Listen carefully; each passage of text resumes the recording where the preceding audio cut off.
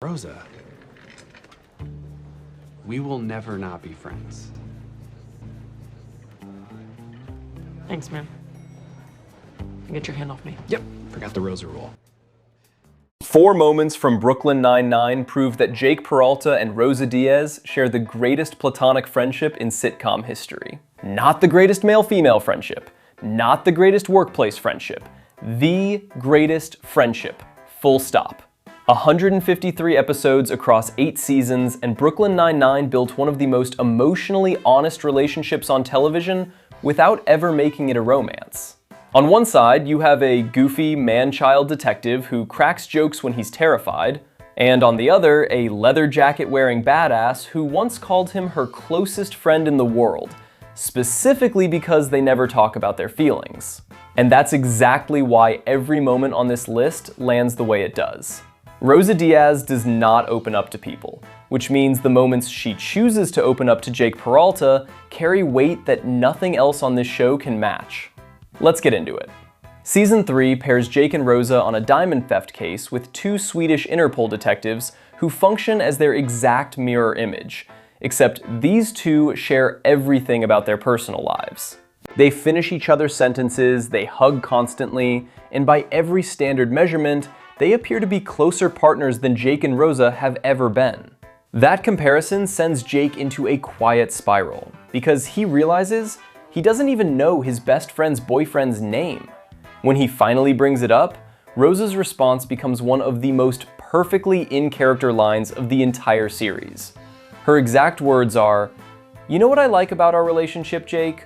We don't talk about our love lives, or our families, or anything that's on our minds. It's why you're my closest friend in the world."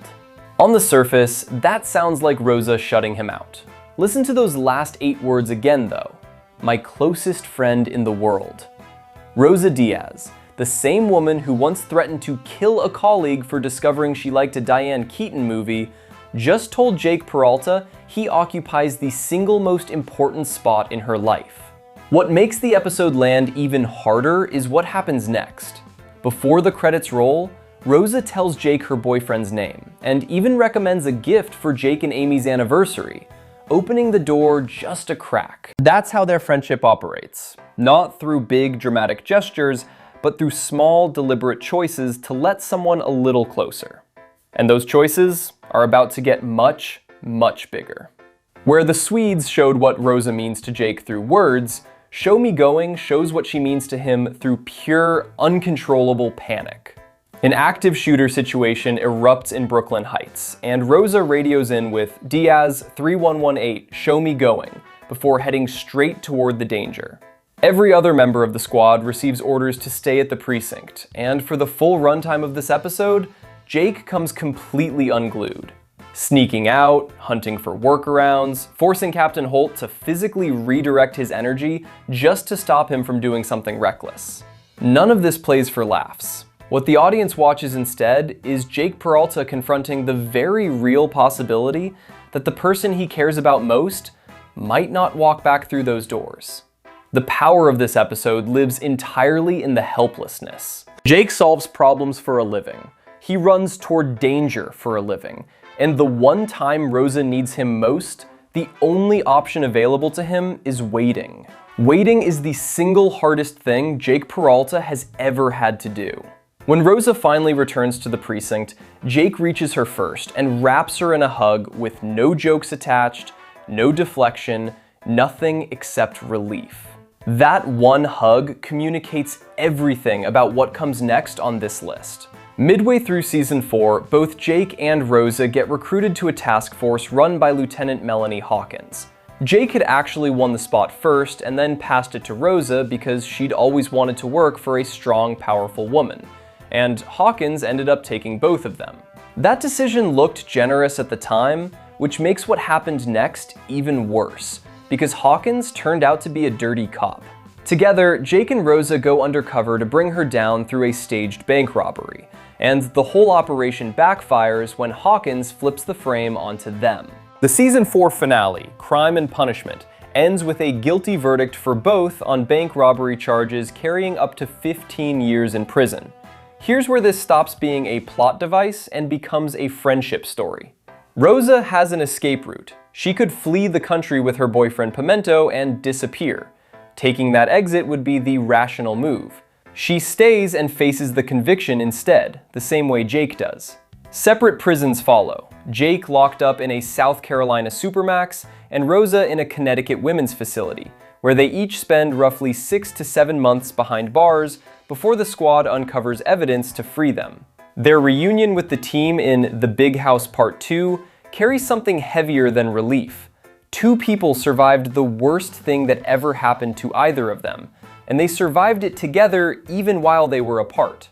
Everything that comes after this arc traces back to what they shared in those months, because once you've gone to prison alongside someone, there is nothing you wouldn't do for them. This is the one. If you only remember a single Jake and Rosa moment from the entire run of the show, it's this one. Game night lands on the show's 100th episode, and Rosa has already come out as bisexual to Charles Boyle 1 episode earlier. Now she tells the whole squad during a briefing and gives them, in her words, 1 minute and 0 seconds of questions. None of that is the hard part though. The hard part is her parents. And when Rosa needs someone sitting next to her at that dinner table, she doesn't pick Captain Holt, who shares her experience as a queer person. And she doesn't pick Amy, her close friend. The person Rosa Diaz chooses is Jake. Sit with what that choice communicates for a second. The most private person in the entire precinct picked the loudest, goofiest, most emotionally chaotic man she knows to be her person for the hardest conversation of her life. And the reason is simple. She trusts him completely. Panic hits Rosa at the dinner, and she lies, telling her parents that she's dating Jake. Their cover collapses the moment Amy calls Jake's phone. When Rosa's parents react with visible relief that she's not actually gay, that relief becomes the thing that pushes Rosa to finally tell the truth. Her father responds by calling bisexuality not even possible, and her mother doesn't come around at all.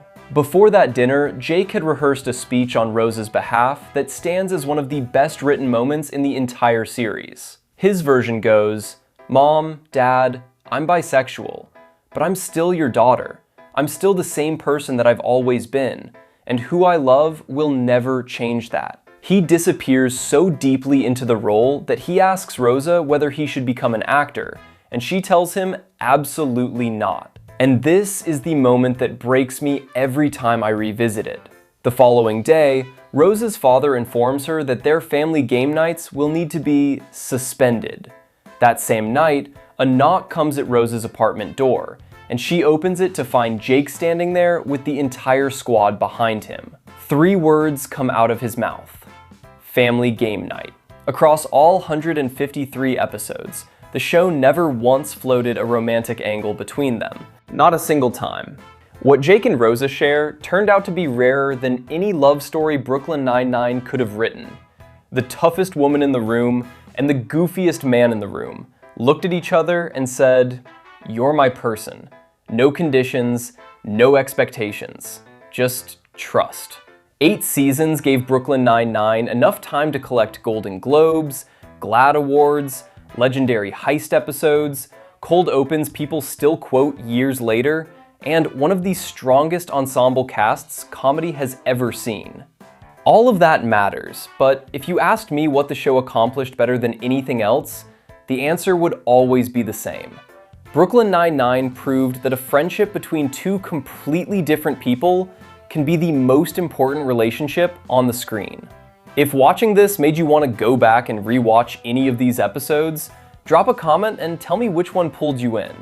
And if there's a Jake and Rosa moment you feel belongs on this list, I want to hear about that too. Subscribe so you catch the next one.